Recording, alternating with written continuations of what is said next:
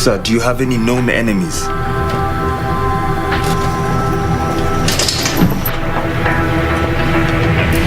It's that girl. She's up to no good. I don't know why he keeps on saying that the business is as good as dead. And look at these accounts. They are flourishing. My husband is full of surprises.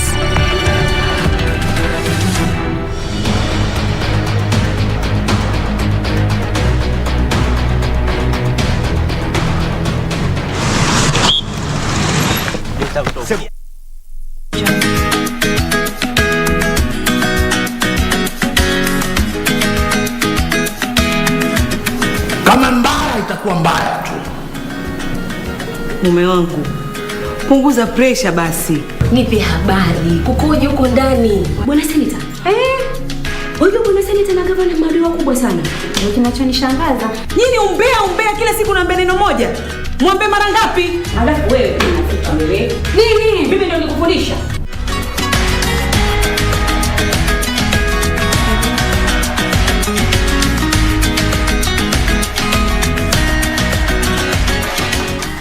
Ili kupata sikiza tune hii ya Shujaa, bonyeza *811*961#. Siku ya Mashujaa, unamsherekea nani kama shujaa wako? Labda ni mzazi wako, ndugu au dada yako, rafiki au mpenzi wako. Ni nani ameboresha maisha yako hadi akawa shujaa wako? Ili kupata sikiza tune hiyo ya Shujaa, bonyeza *811*961#, *811*961#.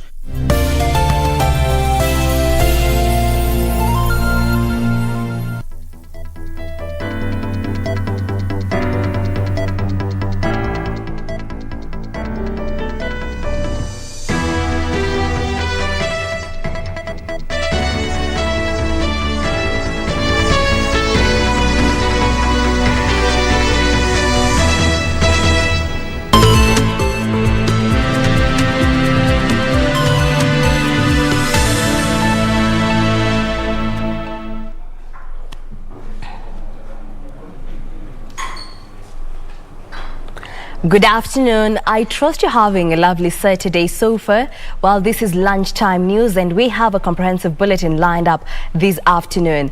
My name is Jacky, Wambiru, and to kick us off, a section of leaders from Migori County is blaming the National Environment Management Authority for failure to address the environmental degradation and deaths caused by gold leaching companies in the area. Led by Migori Senator Ochilo Ayako, the leaders have vowed to ensure that justice is served to the affected families within Nyatike sub-county. Leaders in Migori County have raised concern over the gold mining activities in the area, which they say has caused deaths and massive destruction of the environment. The latest incident is on Wednesday when 2 miners perished while one was left nursing injuries after a section of the Makalda gold mines caved in. The incident coming barely a month after 8 cows died for allegedly drinking contaminated water from one of the gold leaching farms within Kowor village in Nyatike sub-county. Can this mining be done such that life is preserved? We have seen, if it is not the soil caving in on people, it is some leaching that is affecting our animals. And as this leaching affects our animals, it doesn't just end there. This water goes to the river, it goes to the lake. Our aquatic life is affected. Our own people who drink these waters are affected. There is a need, NEMA, there is a need to relook at the mining system in Migori County and especially the disposal of all the chemicals that are used. Migori Senator Ochilo Ayako is now accusing the National Environment Management Authority of turning a blind eye on the plight of the residents. I believe that NEMA in this end of the world is also compromised. The public complain day in, day out. They listen to what politicians like me are saying, but they do nothing. So for me, I am going to take this matter up, particularly for an institution like NEMA, with higher authorities. Nyatike MP Tom Odege strongly condemned those trading in gold in the area for failing to adhere to the set standards of operation. For Lunchtime News, I'm Safin Acheng Oma. Now moving on, police officers in Nakuru have nabbed an assortment of drugs with a street value of over 1.2 million shillings. According to police reports, the narcotics are believed to have been shipped in from Ethiopia. Youths have been advised to keep off drugs as police intensify the search for the drug peddlers who escaped. From the Directorate of Criminal Investigations are in hot pursuit of drug peddlers in Nakuru who escaped leaving behind an assortment of drugs. According to Nakuru OCPD Helena Kabukuru, the assortment of drugs found in a house in Bondeni, Nakuru County, is believed to have a street value of over 1.2 million shillings. Pakiti zingine niko na hapa mbele yenu ni ya heroin, vigil system ya heroin, ni kuonyesha hawa the suspect. Sio bagi peke yake. Hizi dangerous drugs hizi, heroin, ingine inaitwa marijuana, tumepata pale na cocaine. So ni kuonyesha watu wako tayari wanataka kuharibu vijana wetu. Further reports indicate the drugs were brought in from Ethiopia with the final destination not yet determined. Ile bagi tumepata leo kuna processed, ingine ni processed, ingine hata imefugwa. So ilikuwa iletwa pale pia kusafirishwa mahali hatujui ni wapi. So na risla, kuna risla pakiti karibu 100 ambaye ilikuwa pale ndio itayarisha ile bangi ifugwe misokoto alafu itumike kwa vijana wetu. Security has also been beefed up in the county as 24-hour business operations resume following the lifting of the curfew, with the youths advised to keep off drugs. For Lunchtime News, I'm Serafina Robbie. In other news, the Dock Workers Union has welcomed the decision of the National Assembly Labour Committee calling for the implementation of a collective bargaining agreement between the union and Kenya Ports Authority management. The National Assembly Committee on Labour and Social Welfare recommended to the Salaries and Remuneration Commission to reconsider its position and urgently approve a 2-year CBA between the dock workers and Kenya Ports Authority. On Thursday, the National Assembly Labour Committee led by Moya MP Kavinga Wachira tabled its report on the stalemate between the dock workers and the Kenya Ports Authority, recommending SRC reconsiders its decision and urgently approves the 2-year collective agreement. Welcoming the report, Dock Workers Union Secretary General Simon Sang said the recommendations by the MPs would cure the stalemate on the implementation of the CBA that had affected the morale of over 5,000 employees. Kama mnavyojua, Kenya Ports Authority employees wamedhulumika sana kwa muda wa miaka 3. Na hiyo dhulma ni kwa sababu ya marekebisho ya matumizi kupitia overtime na mambo mengine.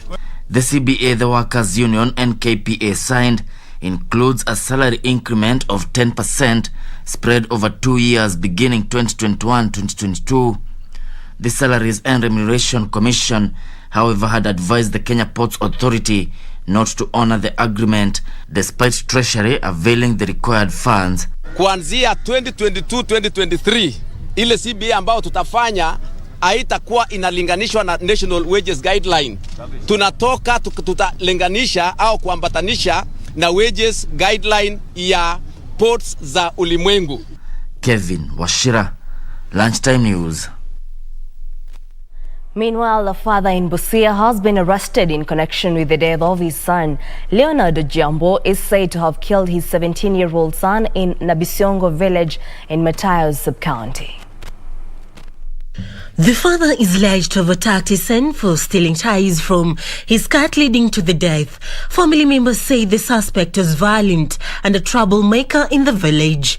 Ningesema tu huyu Leonard Jambo achukuliwe hatua na serikali ili aweze kupatiwa funzo kulingana na vitendo vyake, kwa sababu ni vitendo vibaya. But neighbors say the father went far and instead should have allowed authorities to handle the matter and now want the government to take action against the father. Ni kama walikuwa na ugomvi fulani na mtoto. Sasa penye imefikia ni serikali tusaidie. Deputy President of William Ruto has challenged the youth to be at the forefront in bringing the change they want by enlisting themselves as voters during the ongoing mass voter registration exercise. Ruto, who spoke in Nambale, Busia County, claimed the youth have to make their voices count by electing the right leadership that will resolve issues bedeviling them. Now, Ruto at the same time promised that if elected, he will set aside 50 billion shillings to be allocated to small businesses to drive the country's economy. Maslahi yako wewe upate kazi, wewe uendeshe biashara, usimamie familia yako na Kenya iende mbele pasipo kuacha wengine nyuma. Bilioni 50 ili tupatie hawa kina mama sokoni na hawa bodaboda na wale wafanyabiashara wengine wote pesa ya kuinua biashara yao ili wasisumbuliwe na shailo na ili wasiingie kwa fuliza na ili wasiwekwe kwa CRB. Nyinyi mnanielewa? Tuko pamoja? Na ndio mimi nataka niwaulize, nataka tujiunge pamoja na nyinyi safari hii watu wa Bomala. Mtakubali tuungane pamoja? Pia wale tunashindana na hawa wafuasi wa Hasana wamejipanga, ndio? Wale wanaume watano wajipanga. Still on the same, people living with disabilities are being urged to register in large numbers in the ongoing voter registration exercise in Mombasa. Addressing a section of people living with disabilities in Mombasa, the Orange Disability League coordinator Ramla Said, the disabled should not be disenfranchised from exercising their democratic rights and must be assisted to register as voters. Mass voter registration exercise enters the 4th week. The turnout of new voters is still low. The registration of some Vita constituency, Neema Karisa, says a lot of identification cards are still lying uncollected at the registration offices. Kuna vitambulisho vingi sana ambavyo havijakuwa collected kwa NRB. Watu waliapply vitambulisho vimetoka, lakini bado viko ofisini kwa NRB. Ni kumaanisha kwamba ikiwa mtu hataenda kuchukua kitambulisho chake, hataweza kujisajili. Mombasa ODM Party Chairman Mohamed Hamid Hamis calling on women, youth and persons with disabilities in the region to register in large numbers. Uchaguzi wa wazi ni uchaguzi ambao utajenga chama. Kwa hivyo hili ni jambo ambalo lazima tuhakikishe kuwa tunalishughulikia ipasavyo. The Orange Party's Disability League coordinator Ramla Said, however, decried lack of interpreters in the voter registration centers, which cause difficulties for persons living with disabilities. Mombasa peke yake kuna walemavu 7,000. Kama hao 7,000 waandikishwa wote, tuna sauti kwenye serikali. Kevin Washira, Lunchtime News.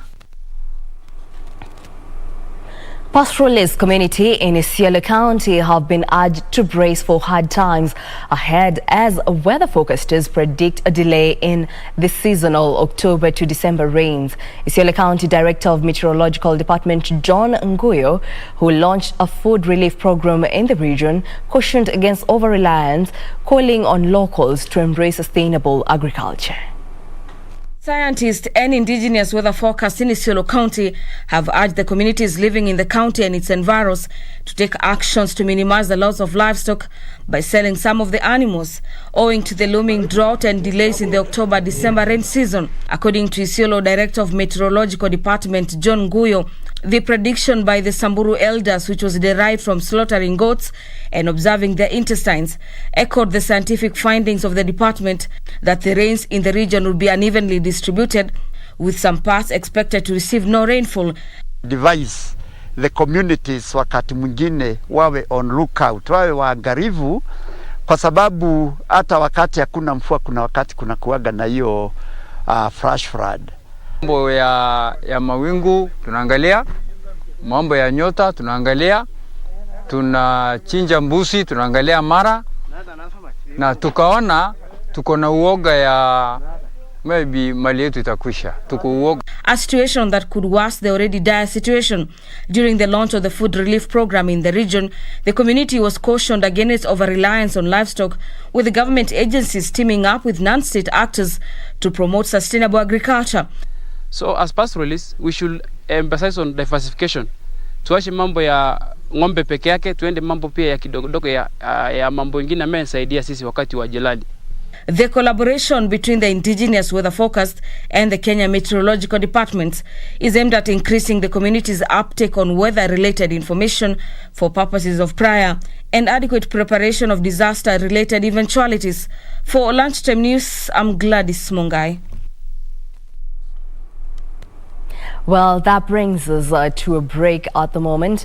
We'll be back with more news. Let's take that break.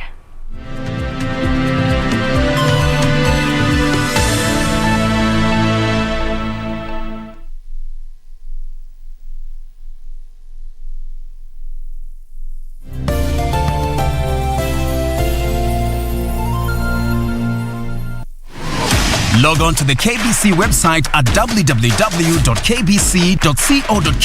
to get the latest breaking news, entertainment, sports, politics, lifestyle or business trends from Kenya and around the world. Never miss new episodes from your favorite TV shows, reruns and movies. Just stream online or watch live on your YouTube channel at KBC Channel 1 TV shows. For the day's biggest stories, trustworthy news and family entertainment, log on to KBC Channel 1. Watch what you want anytime, anywhere.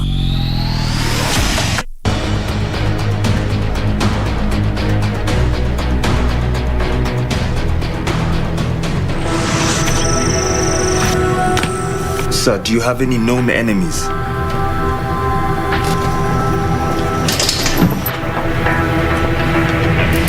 It's that girl. She's up to no good. I don't know why he keeps on saying that the business is as good as dead. And look at these accounts. They are flourishing. My husband is full of surprises.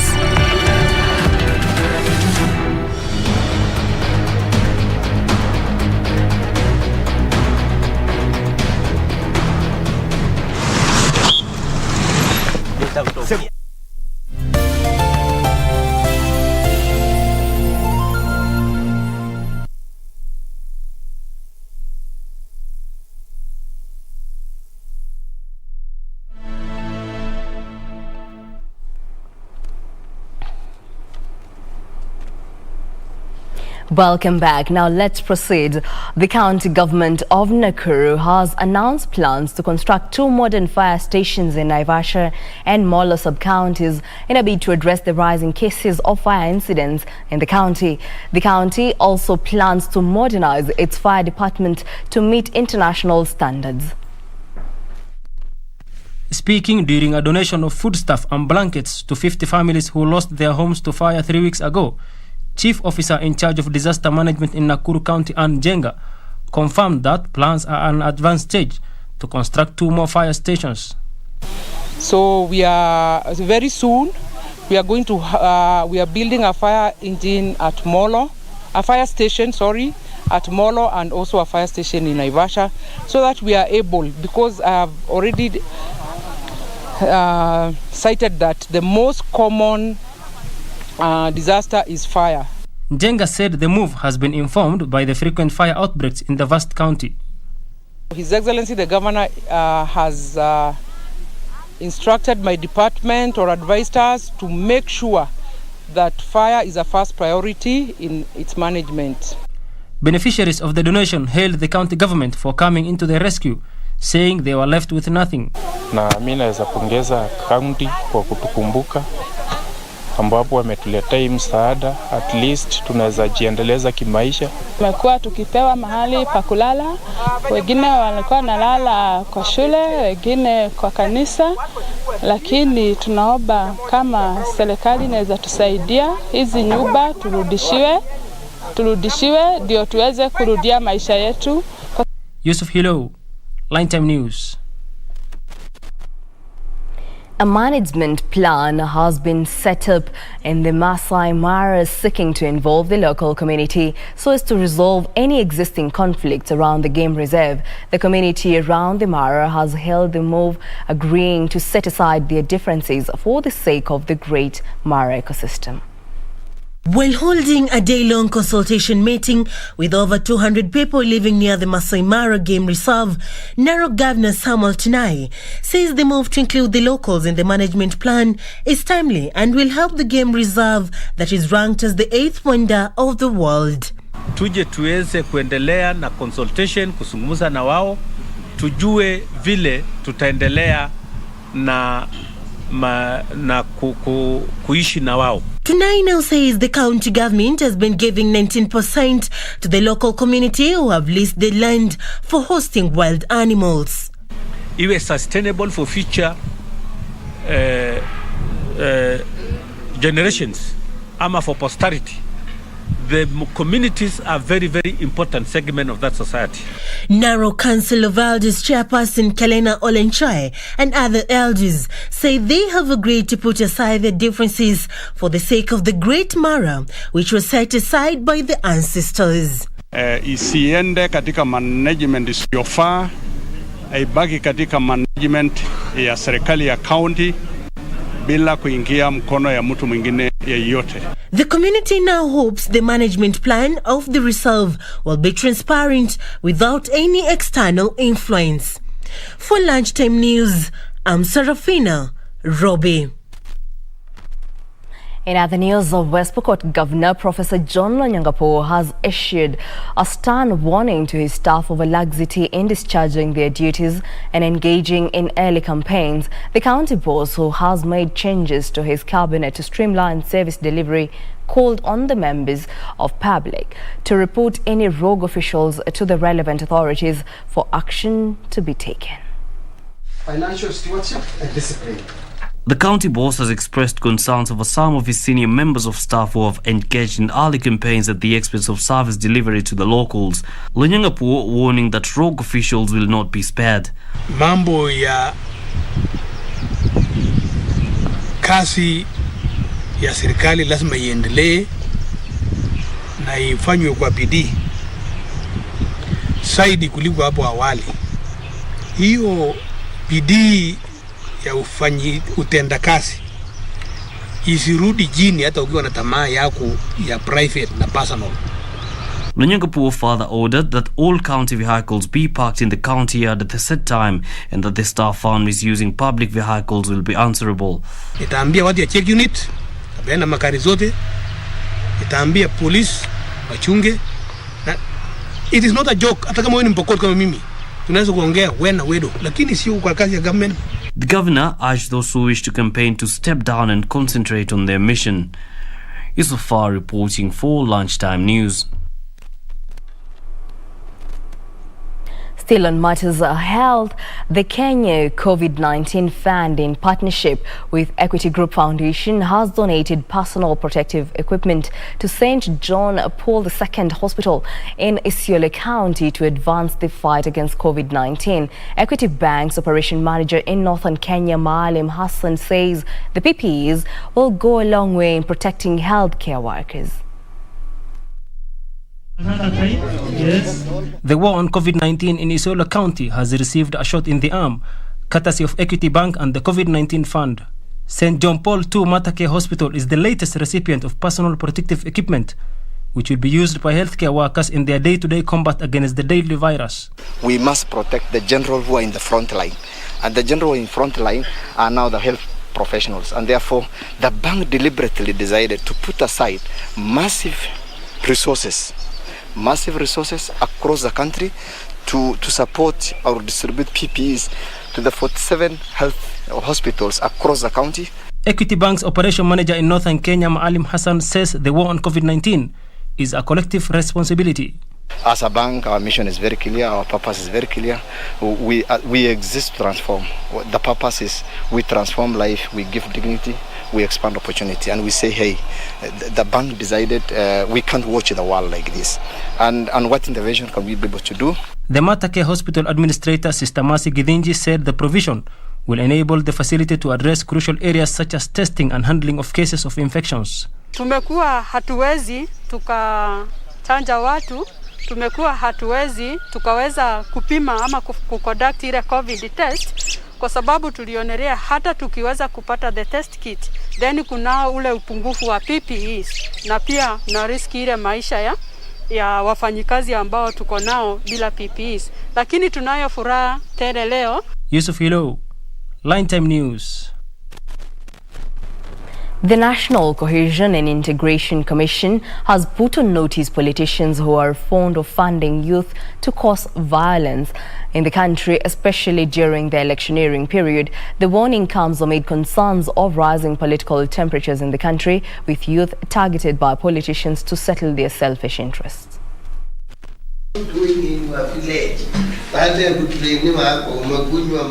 The National Cohesion and Integration Commission has cautioned a section of politicians against inciting the youth to violence.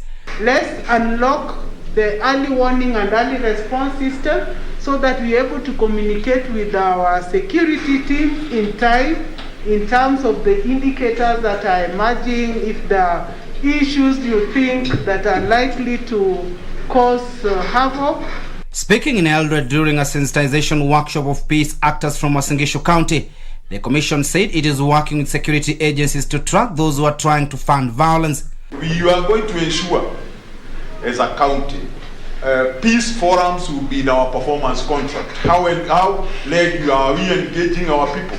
That is how we are going to start with our chiefs. Meanwhile, community members have urged NCAC to actively involve people at the grassroots level by training them to become ambassadors of peace. We must also talk to our youth. Why are the youth being paid to interfere with other people's function? Isn't it? Yes. And we want to call every youth to achilie kila mtu atuuzie sera yake. Because not only those who are looking for the national position, we are also coming down up to the grassroots level. Timothy Kipnoso for Lunchtime News.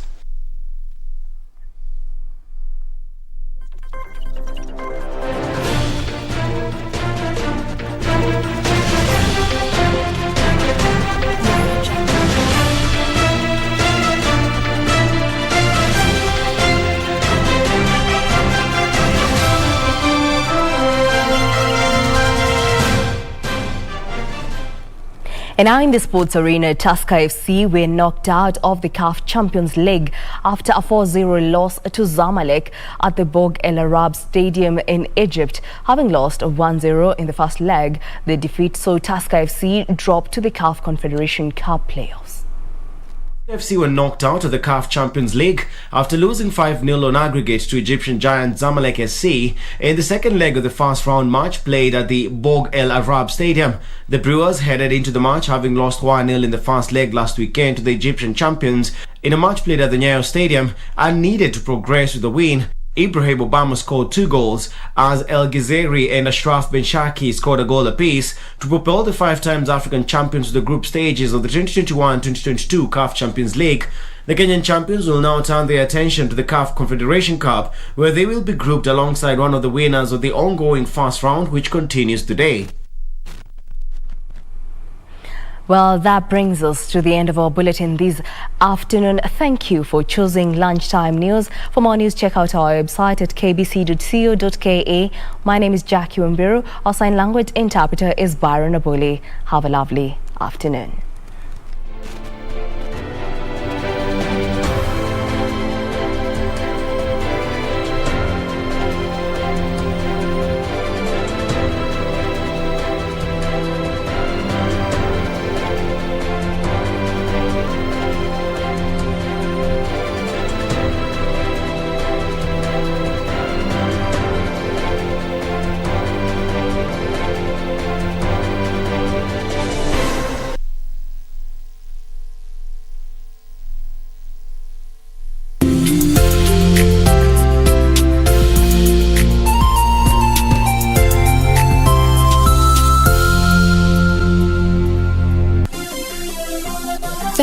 Beauty College.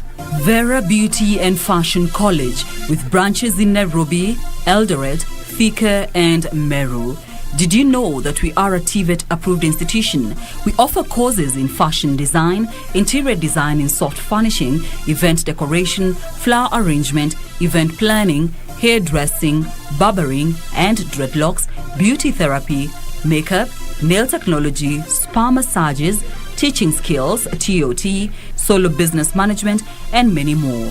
Register now and visit our website on www.verabeautycollege.com.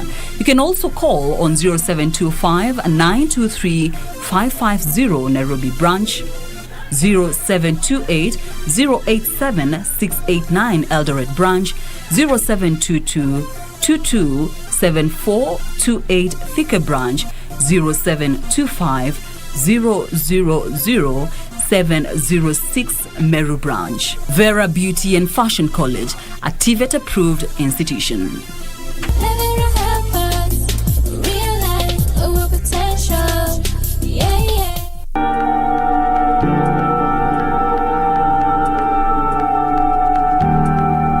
Pete, I've loved you from day one when it was even close to impossible for me. I didn't ask for you to love me.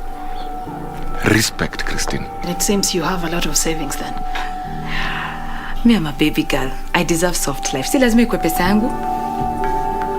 Mimi na wewe mambo ya kesi tustahili kuongea. Si sana kidani, kidogo kidogo tu. Kwa koti tutakutana huko. Kwa nani? Ni Mark. Wow.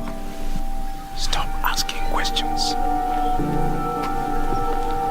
Hello, Christine. Christine, what's wrong? We need to fire Lawrence. She's in the living room. You need to know which side you're on. You need to open your eyes and know which side you're on, okay?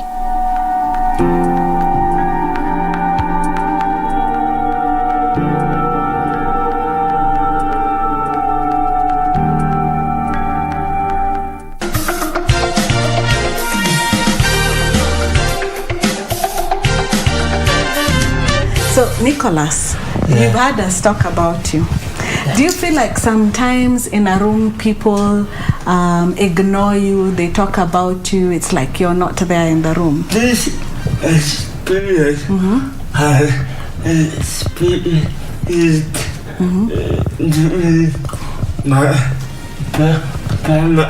Yes. Education. And do you sometimes go through that people in society reject him? Some people ignoring Nicholas, telling me, have you given your child drugs so that he can walk like this? Yeah.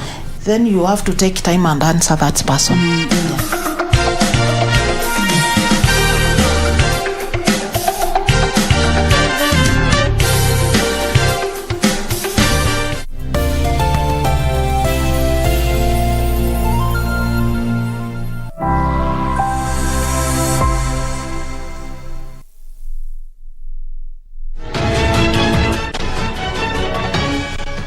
So, Dakta, karibu tena sana.